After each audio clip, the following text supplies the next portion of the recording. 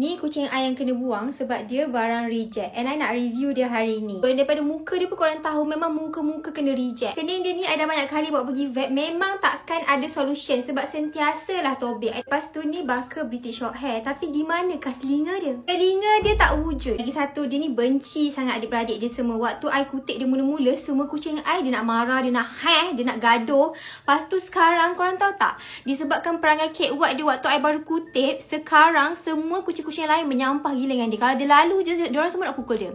Kalau kat rumah orang lain mungkinlah dia di keturunan British. Tapi kalau kat sini, kat rumah ni, dia ni ibarat kucing Jawa je. Diorang tak pandai, diorang tak heran lah darah British dia. Pegang lama sikit je barang. Lepas tu bila barang mulalah telinga hilang. Lagi satu dia ada swimmer syndrome. Korang tengok dia lari macam mana.